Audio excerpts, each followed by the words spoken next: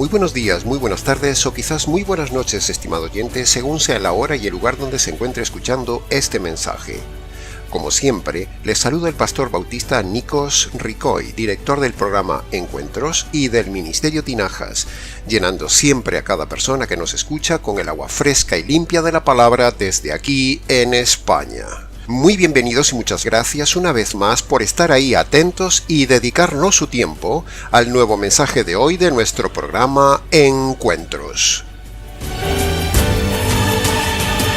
Entre las muchas preguntas habituales que nos hacen en el ministerio está aquella pregunta relacionada con las personas que nunca han conocido el Evangelio.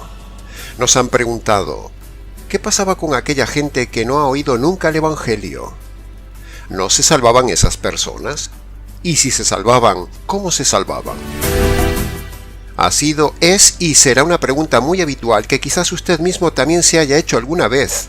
Así que en los siguientes 30 minutos hablaremos hoy precisamente del tema y le daremos la respuesta bíblica, que a la vez le servirá a usted no solo para aprender el tema, sino también para comparar lo que nosotros decimos y argumentamos con lo que dice y argumenta su pastor, su líder, su maestro o su predicador, y así tenga usted la referencia de la verdad absoluta del tema.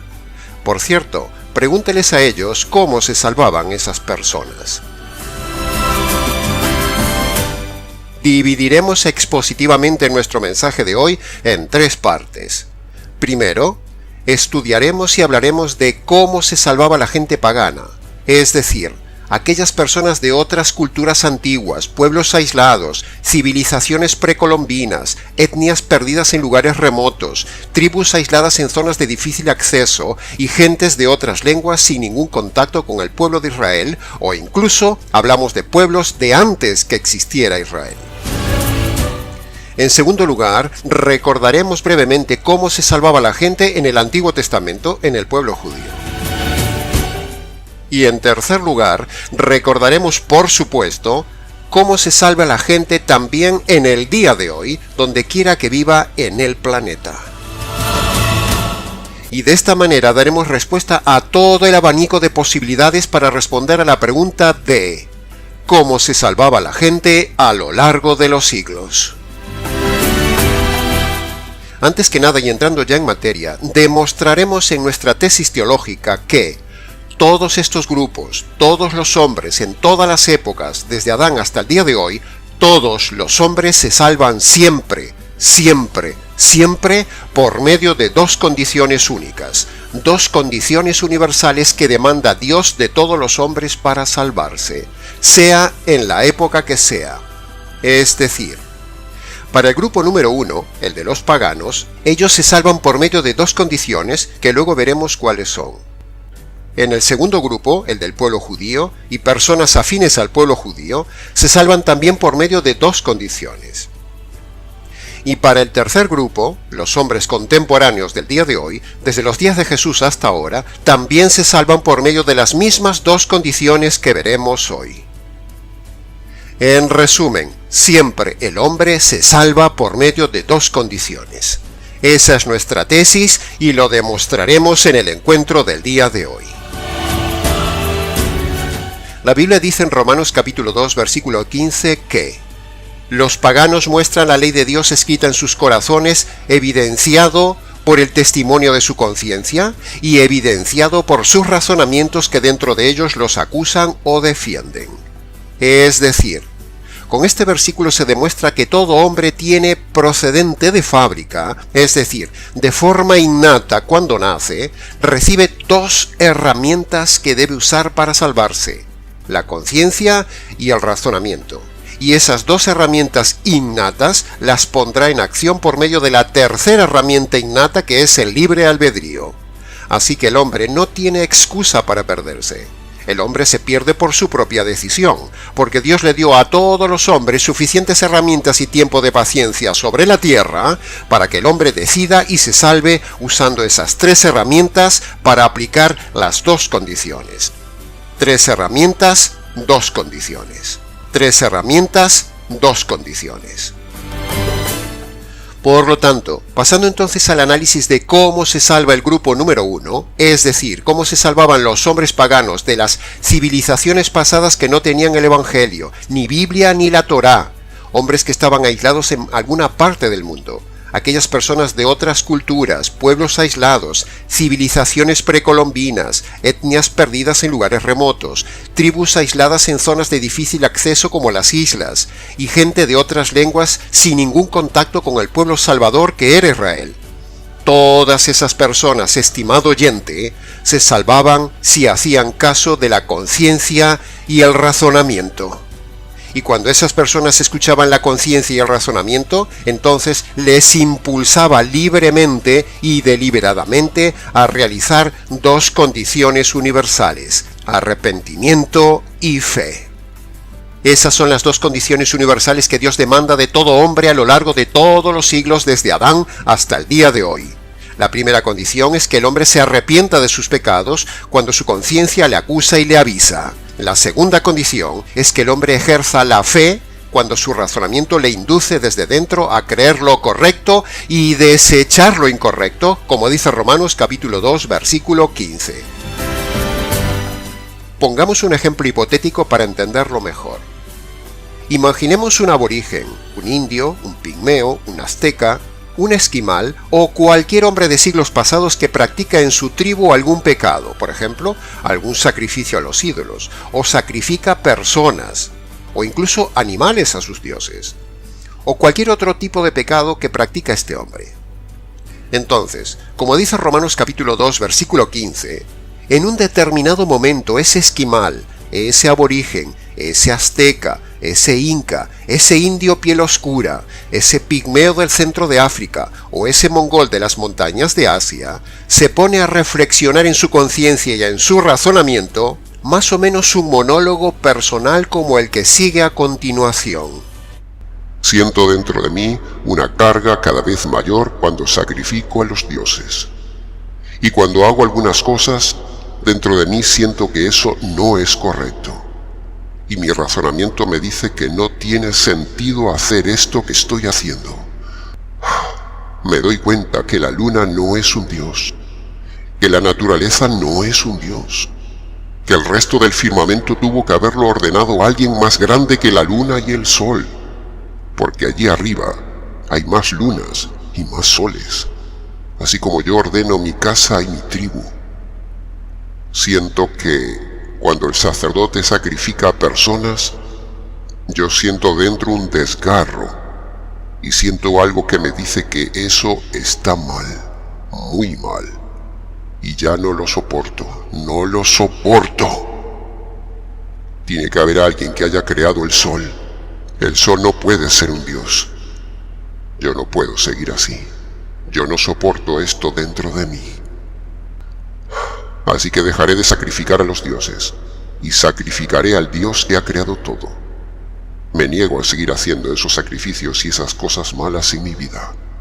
Y me niego a creer que Rijuala sea un dios. Esto no puede seguir así. Debo cambiar el rumbo de mi vida. Y el solo pensarlo ya me hace sentir mejor. Ese es un diálogo hipotético, estimado oyente, pero perfectamente admisible. Es un diálogo consigo mismo que pudo haber sido real en muchos hombres de civilizaciones, tribus, naciones, imperios y lenguas de siglos y siglos pasados, porque la Biblia dice en Apocalipsis capítulo 7, versículo 9, «Habrá un día, una gran multitud, la cual nadie podrá contar, de todas naciones, tribus, pueblos y lenguas, que estarán delante del trono y en la presencia del Cordero». Por lo tanto, si este versículo de Apocalipsis es verdad, que lo es, demuestra que algunos hombres tuvieron que haber obedecido sus tres herramientas: conciencia, razonamiento y libre albedrío, para obedecer esas dos condiciones: arrepentimiento y fe correcta. Hombres que se enfrentaron valientemente a sus líderes, a sus brujos, a sus patriarcas, a sus sacerdotes, incluso a sus reyes, y aun sabiendo que los podían matar o desterrar, se negaron a seguir practicando esos pecados, o sea, arrepentimiento, y decidieron adorar en cambio al Dios invisible, o sea, fe correcta. Ahí tiene las dos condiciones. La Biblia demuestra que el hombre sabe innatamente que Dios existe, que Dios es invisible, y la Biblia también dice que el hombre no tiene excusa, porque la naturaleza le grita que hay un Dios invisible, creador de lo visible. Entonces, no es extraño que haya habido muchos hombres que hayan reflexionado lo que nosotros hemos narrado anteriormente. Mire lo que dice Hebreos capítulo 11, versículo 2. Dice: lo visible tiene una causa invisible.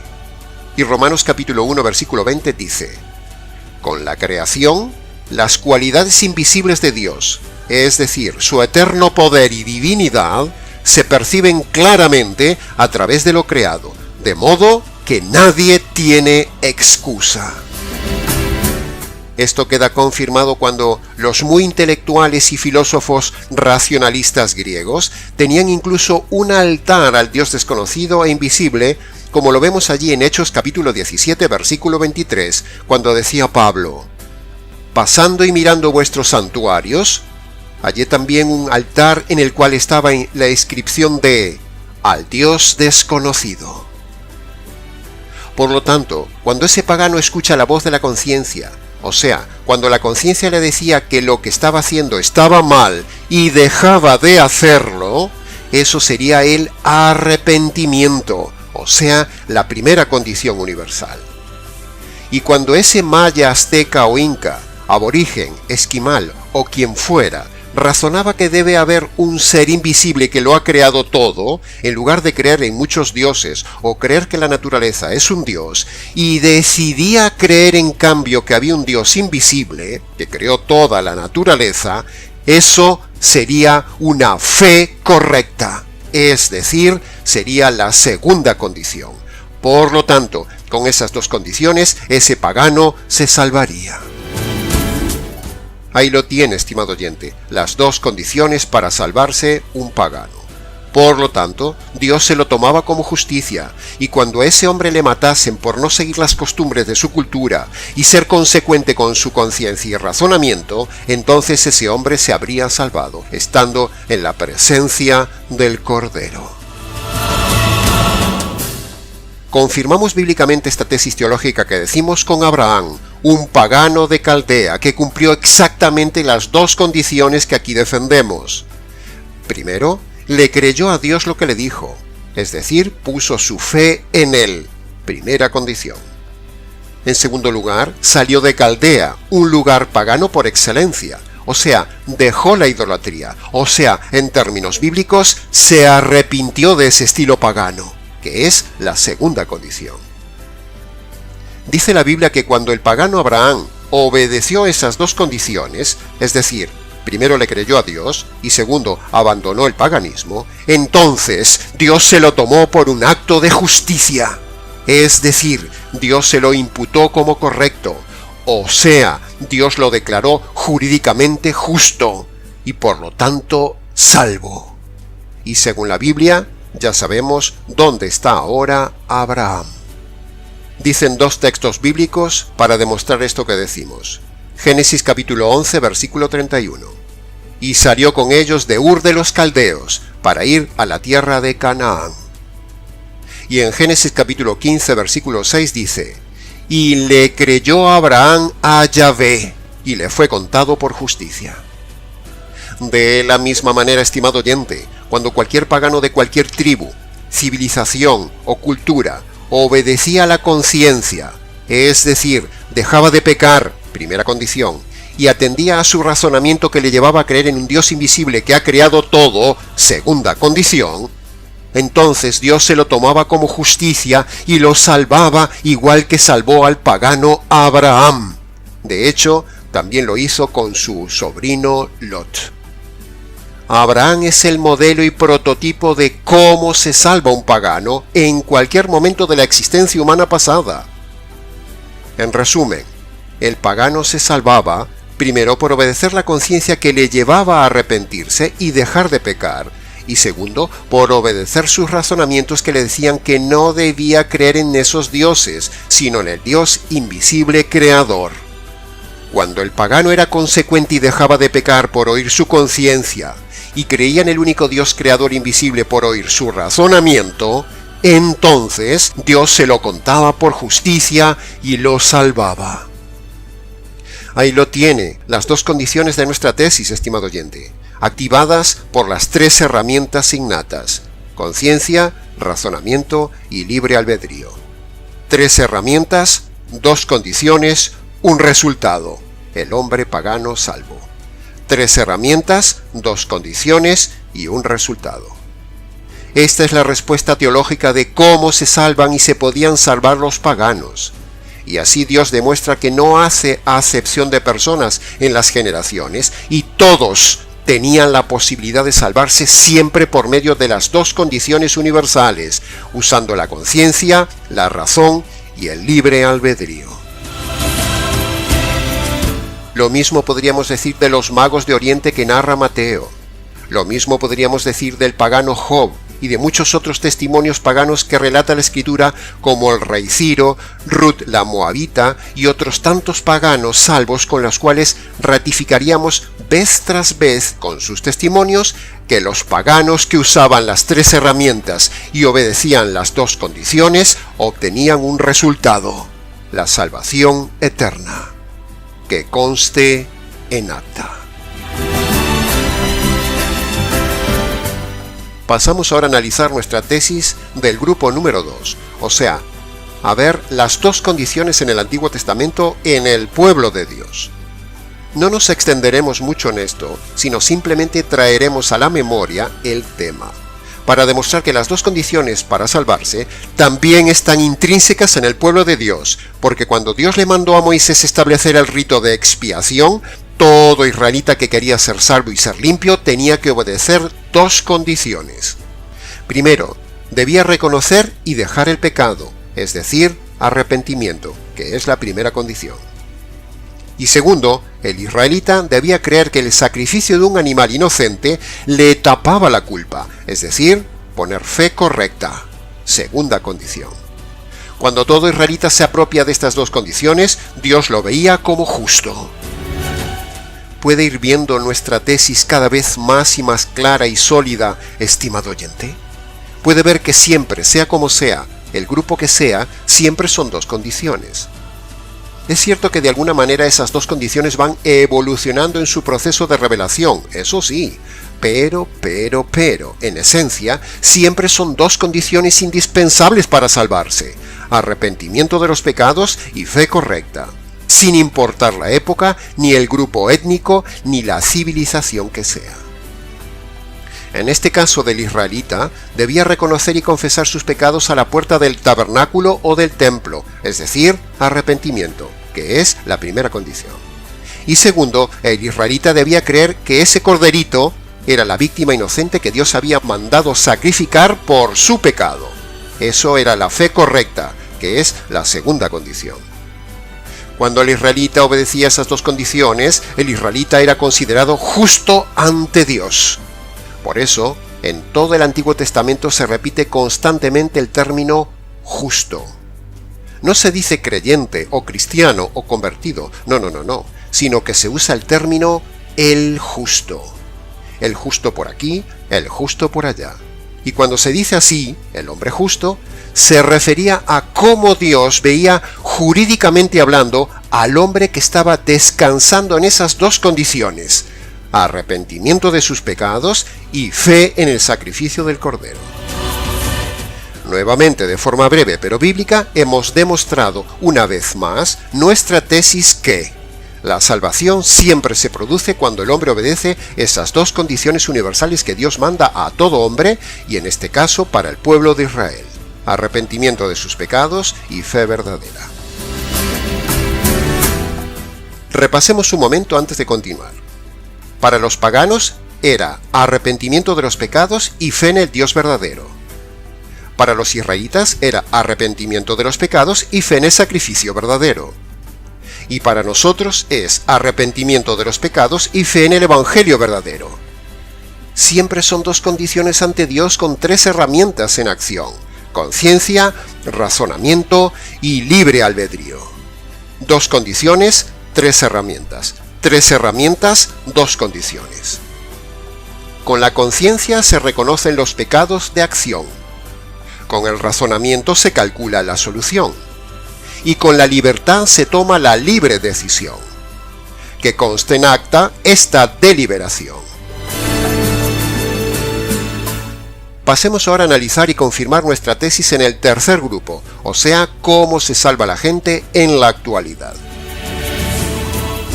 Habíamos dicho que el primer grupo son los paganos y se salvaban solo aquellos que por el uso de la conciencia y el razonamiento y la libertad se arrepentían de sus pecados, primera condición, y creían en el Dios verdadero e invisible, segunda condición. El segundo grupo son los judíos, y ellos se salvaban por el arrepentimiento de sus pecados, primera condición, y la fe en el sacrificio que le indicó Moisés, segunda condición. Y ahora pasemos entonces a ver cómo se salva en el día de hoy todo hombre sobre la faz de la tierra.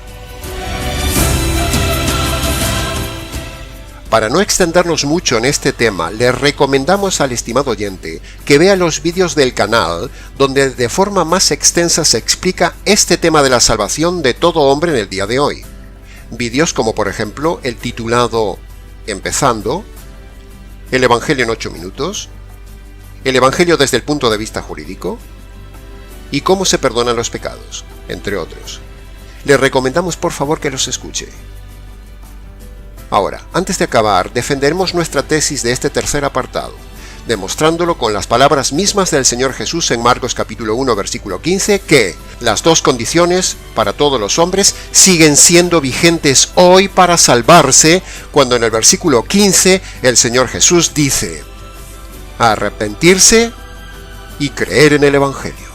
Ahí lo tiene una vez más, estimado oyente, las 2 condiciones. Dios mismo, el mayor interesado en salvar al hombre, proveerá los medios para hacerle llegar providencialmente el conocimiento del verdadero Evangelio que le salva a todo aquel que use su conciencia y su razonamiento buscando a Dios. Esté en el lugar que esté y por muy inaccesible que sea. Pero, escuche esto, sin el Evangelio verdadero, que es la segunda condición, no hay salvación en el día de hoy. Por otro lado, las 2 condiciones deben ser cumplidas a la vez, no cumplir una condición hoy y la otra condición al mes o al año siguiente, no, sino que las 2 condiciones, arrepentimiento de los pecados y fe en el Evangelio, deben ser realizadas juntas, una seguida de la otra, como dice Marcos capítulo 1 versículo 15, que es el modelo. Todo ser humano, para salvarse, primero debe reconocer sus pecados de forma concreta, primera condición, y segundo, debe apropiarse del Evangelio, es decir, debe apropiarse de la justicia caída en la cruz sobre el Señor Jesús, que es la segunda condición.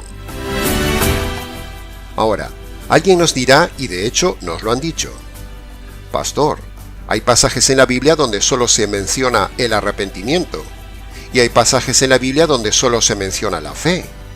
Entonces, pastor, eso rompería su tesis de que son 2 condiciones. Bueno, pues no, estimado oyente, no derriba nuestra tesis. Las 2 condiciones siempre están en la Biblia, así se digan por separado o se digan juntas.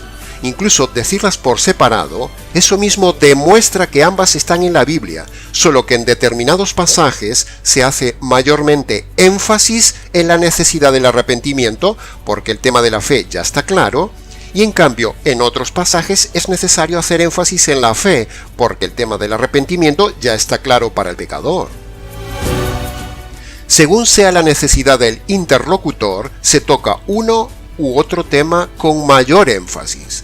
Pero se toque solo una condición, se toque solo otra condición, o se mencione las 2 condiciones a la vez, es más que evidente que la Biblia muestra que las 2 condiciones siempre son indispensables para la salvación de todo hombre.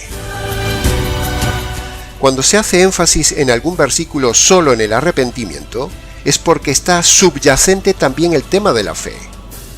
Y cuando se hace énfasis solo en la fe, es porque está subyacente también el tema del arrepentimiento. No se excluye una condición de la otra por el solo hecho de nombrarse una sola en algún pasaje, sino que si no se menciona la otra condición, es porque está latente, está subyacente, está clara, está sobreentendida, está inferencial. Por ejemplo, tomemos cualquier pasaje de una concordancia que hable solo del arrepentimiento, y luego tomaremos otro pasaje que solo hable de la fe, y veremos que en ambos está subyacente o inferencial siempre la otra condición, aunque no se nombre tácitamente. Por ejemplo, cuando Jesús dice, en Lucas capítulo 13, versículo 3, «Yo os digo que si no os arrepentís, todos pereceréis igualmente». Bueno, es evidente que ahí parecería que el centro es solo una condición para librarse de la perdición, es decir, solo habla del arrepentimiento. Pero, si analizamos con cuidado el texto y contexto, es evidente que Jesús no solo dijo que el que se arrepienta de sus pecados ya es salvo, sino que obviamente la persona que se arrepiente de sus pecados es porque le está creyendo al Señor sus palabras. Por lo tanto, está implícita e inferencial la fe en el Señor. Y así podríamos seguir con los 100 pasajes que solo mencionan el arrepentimiento en la Biblia. Pero eso no implica que con solo el arrepentimiento una persona se salva, como dicen muchos malos pastores del día de hoy, porque eso es antibíblico y antijurídico. Ahora hagamos el mismo ejercicio pero a la inversa. Veamos un pasaje representativo de los más de 100 pasajes que hay que solo mencionan la fe. Por ejemplo, Juan capítulo 6, versículo 47, por tomar uno. Dice, «De cierto os digo, el que cree en mí tiene vida eterna». Bueno, aquí tenemos lo mismo pero al revés.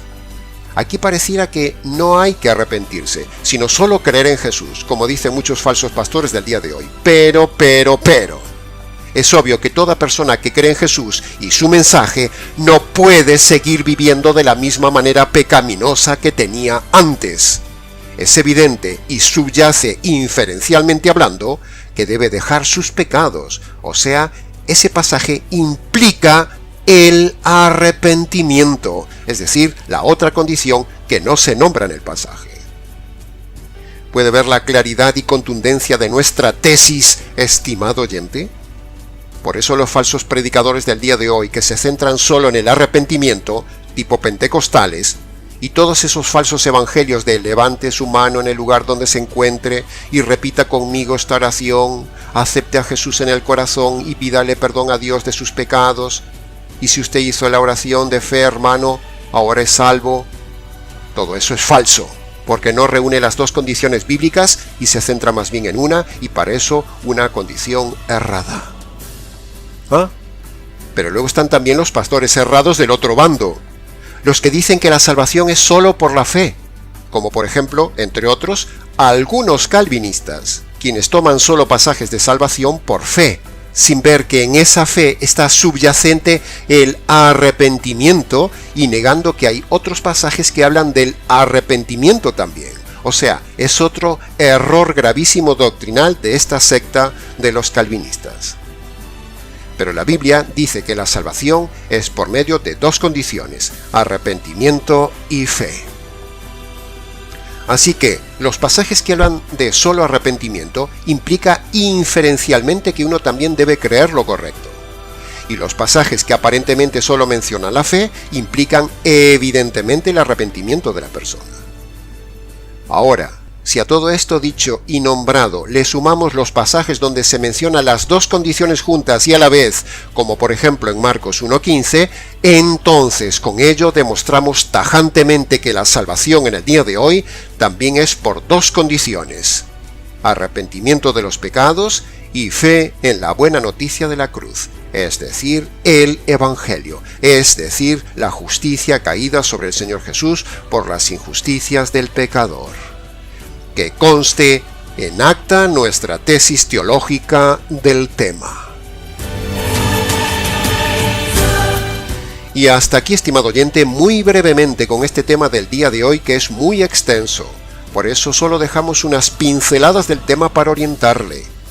Ahora, para preguntas, comentarios y más extensión del tema, escríbanos nicos@gmx.es o repase nuevamente el mensaje.